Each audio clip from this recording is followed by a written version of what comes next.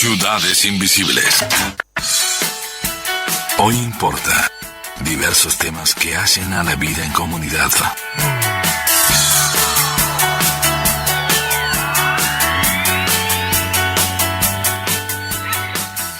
Costa Rica ayer estuvo de elecciones presidenciales en un balotaje. ¿Qué diferencias? Ya estoy encontrando las diferencias con Uruguay.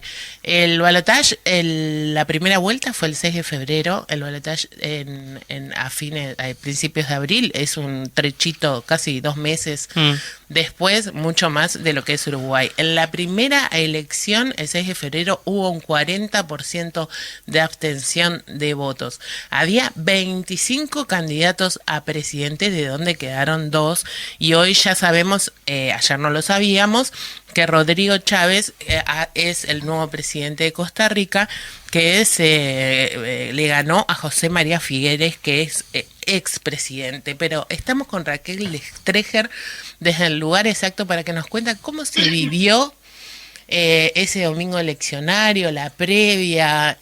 A Raquel es uruguaya, está acostumbrada a lo que son las elecciones y el movimiento en Uruguay, y queremos conocer un poco cómo es la diferencia en Costa Rica. ¿Cómo te va, Raquel?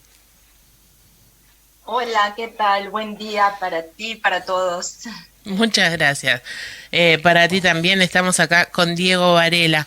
Raquel, contanos un poco cómo se vive la previa. ¿Es tan efusiva como se vive en Uruguay, con actos, con caravanas, con gente en las calles, banderas, pegotines y todo lo demás? Bueno, yo estoy aquí desde hace un mes y bueno, por lo que me ha contado la gente, esta ha sido una previa muy diferente a otras. Para mí, durante todo este mes era como que no había unas elecciones a pocos días, ya que el clima era prácticamente inexistente, ¿no?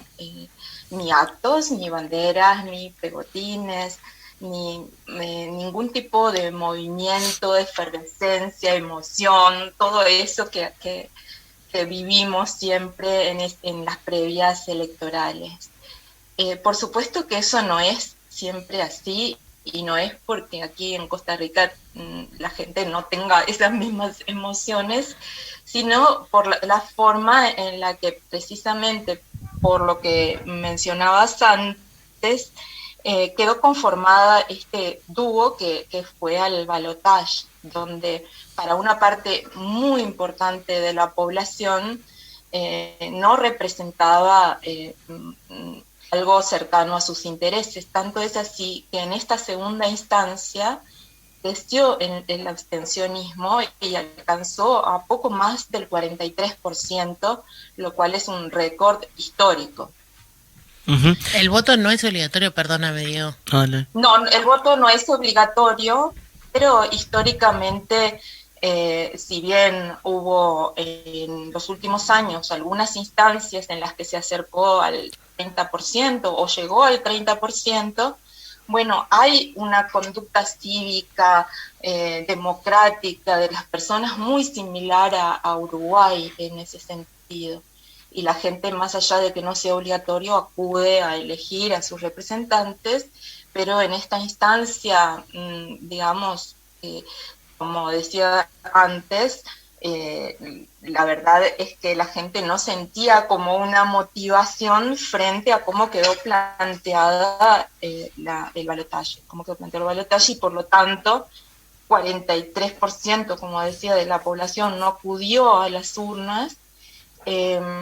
Los votos en blanco y anulados no fueron muchos, es decir, que aquellos que sí fueron tuvieron la voluntad de incidir de alguna manera, más por el lado de ver de algún modo suspender algunos procesos que se estaban dando, y aportar a que finalmente ganara un candidato que no era el que aspiraban, y bueno, pero que por lo menos representaba eso que a veces decimos lo menos peor, ¿no?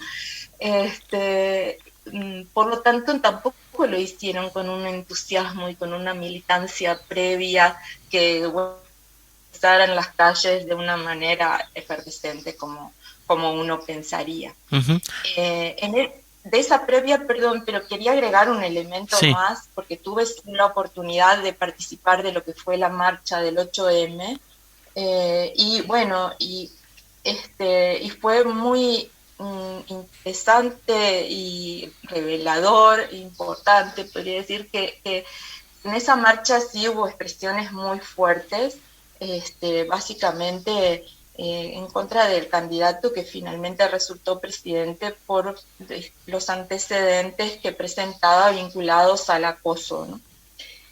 Por lo tanto, el movimiento feminista y las disidencias y todas las expresiones que toman la calle vinculadas a las perspectivas de género, bueno, realmente tenían una resistencia importante frente a este candidato.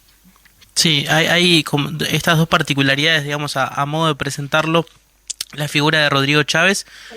Por un lado, estas denuncias que surgieron de acoso en ámbito laboral, y por otro que en realidad se da como esta particularidad de que él no estaba vinculado estrictamente a la política partidaria hasta hace muy poco tiempo, sino que en realidad su trabajo había sido durante muchos años a nivel del Banco Mundial y más recientemente en un ministerio, pero digamos acoplado a la política partidaria fue prácticamente que para estas elecciones, ¿no?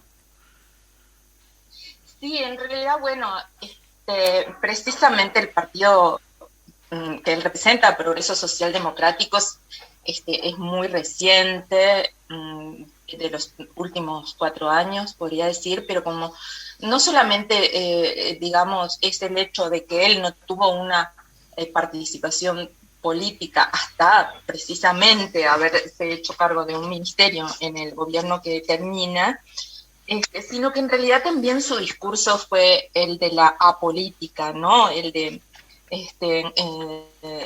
eso que hemos visto no solamente aquí en Costa Rica, lo hemos visto en todos los países de América Latina, ¿no? Los políticos de alguna manera asumiendo el hecho de que en realidad la política no debe hacerse desde la política o desde los partidos, ¿no? Ese hecho curioso, pero que finalmente alguien que se expresa en forma contraria a la política asume el primer lugar en un país, el lugar de gobernar, que obviamente es hacer política. Ese discurso antisistema que está copando, como bien decías, en gran parte de América Latina, en Argentina lo vimos claramente en Milei, en Uruguay también se ha visto, en esa consigna de se acabó la fiesta, que nos hace acordar a se acabó el recreo. También un poco una persona que ha sido una sorpresa en realidad, porque como bien decía Diego, no viene del riñón político ni el gobierno, a pesar de haber estado 6 meses en el gobierno. 6 meses para un ministro es muy poco tiempo. Obtuvo el 53 casi del porciento de los votos de los costarricenses que votaron. A mí me tiene asombrada el tema de la abstención, pero claro, con todo lo que decís, yo tampoco lo hubiera votado, y tampoco ninguno de los dos, pero esta abstención a la democracia costarricense tampoco es sana. No, bueno, justamente ayer creo que muchos de los analistas hablaban de estos dos partidos como dos mitades del país, y realmente yo pensaba en realidad hay otro tercio o más de un tercio justamente, que es toda la cantidad de gente que no se ha pronunciado. No es sana en ninguna democracia la no participación, y no es algo que acostumbre a hacer la sociedad costarricense, como decía, que está muy orgullosa de su democracia y de las características que tiene, por ejemplo, en un país donde no hay ejército, ¿no? En ese sentido quería decir dos cosas diferentes, ¿no? Por un lado, en esto que hablábamos antes, hubo como dos elementos muy fuertes que en esta previa. Por un lado, lo que hablábamos de la no política, del acoso vinculado al candidato, como decíamos, Rodrigo Chávez, que finalmente fue electo, y también, por otro lado, todo un antecedente y una resistencia de la gente vinculada a José María Figueres por las denuncias de corrupción que habían habido y la imposibilidad de su juzgamiento, dado que cuando él terminó su mandato anterior, emigró a Suiza y luego volvió efectivamente para esta campaña, ¿no? Entonces, una de las reflexiones que me gustaría hacer, y aclaro que no soy ni politóloga ni nada, soy una ciudadana, participante y activista donde me toque estar. Y es desde ese lugar que hago estos análisis o reflexiones, ¿no? Que sí, en este momento podríamos decir que dadas esas dos características, ¿no? Acoso, corrupción, fue más fácil resistir la corrupción que poder entender la gravedad de todo lo que significaba el acoso, ¿no? Que es un discurso que todavía a muchos de los colectivos nos cuesta, y lo digo porque también me considero feminista, nos cuesta todavía instalar de una manera clara y que sea asumible por toda la sociedad, ¿no? Podría decir que eso fueron como dos cosas muy rectoras en la previa de estas elecciones y que fueron determinantes, por eso decía, de muchas de las opciones y también de ese abstencionismo. Uh-huh. Por otro lado, quería decir algo del durante, ¿no? ¿Qué pasó en esta jornada electoral que yo pude ver? Que obviamente estoy en San José, puedo ver el área metropolitana, no conozco cómo se han dado las cosas en las áreas rurales y costeras, que fue donde precisamente las 7 provincias en las que ganó Rodrigo Chávez, fueron esas las que están en las áreas rurales y costeras, y en el área metropolitana, más urbana, bueno, ganó Liberación Nacional, el partido de precisamente Figueres, un partido histórico, podemos decir, y muy importante, tanto ese partido como ese apellido, ¿no? Porque su padre también había sido presidente, fue quien precisamente abolió el ejército, una figura significativa en la historia de este país, pero bueno, ganó solamente en las 2 provincias del área central de Costa Rica y, como digo, que es el área metropolitana. Bien, en materia económica, Raquel, ¿qué se puede esperar? Políticas conservadoras, imaginamos básicamente en función de la proveniencia del candidato ahora el presidente electo Chávez. Sí, exactamente, pero políticas conservadoras, pero además de eso, podría decir, está todo lo que no se sabe que se puede esperar. Claro. De un partido nuevo que en realidad no tiene todavía la capacidad ni siquiera podríamos decir, de tener cuadros técnicos que puedan llenar los espacios que se requieren en el gobierno o que tengan una experiencia previa en el gobierno, ¿no? Eso me parece importante. Quería decir 2 elementos que me parecen también significativos, sobre todo, como decía Fernanda al principio, de cómo lo vemos a partir de la experiencia de Uruguay. Bueno, a mí me llamó la atención, por ejemplo, que en el día de ayer no había ni policías ni militares en la calle, que la custodia de las urnas es, digamos, por los integrantes de la mesa, y que, digamos, todo transcurría de una manera muy tranquila, muy ordenada, muy orgullosa de esa democracia de la que hablábamos antes, y que además cuando se empieza el escrutinio, el Tribunal Superior Electoral realiza un acto protocolario con un discurso de quien lo preside y donde vuelve a recordar por un lado, aspectos históricos y también eso que implica el respeto a la democracia, a la Constitución, a todo lo demás. Que uno dice, lo tenemos como dado en Uruguay, ¿no? Pero la verdad que está bueno recordarlo siempre, ¿no? Y eso me parece interesante. Ahora, en las expectativas, como digo, sobre todo la incertidumbre.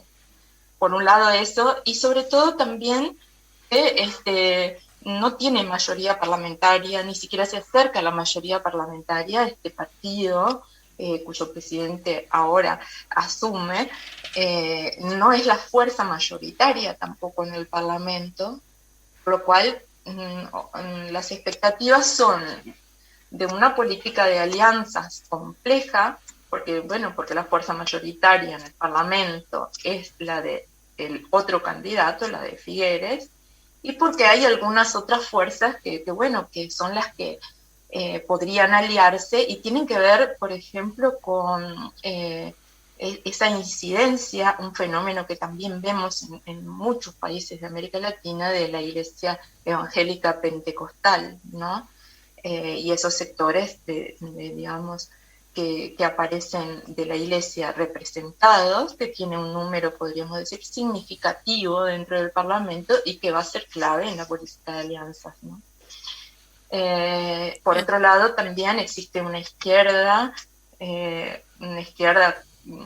como la entendemos en Uruguay, que además se llama Frente Amplio, el partido también, que si bien tiene pocos representantes, son un número que también podríamos decir que es significativo en este panorama en el que no hay mayorías, por lo cual hay una dificultad en la articulación parlamentaria, en la gobernabilidad, en la producción, digamos, de legislación que es importante y que representa un desafío súper importante, ¿no?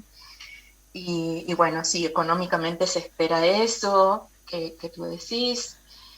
También, digamos, importan otras áreas, ¿qué se espera para la universidad, para la cultura, para las perspectivas de este desarrollo económico de recuperación post-COVID, planteado desde esa perspectiva súper neoliberal, ¿no?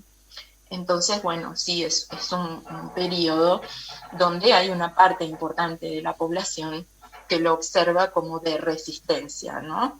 Por eso decía, por un lado, a los colectivos vinculados a los temas de género, la necesidad de defender esa agenda de derechos que, como en Uruguay, se desarrolló más recientemente, ¿no?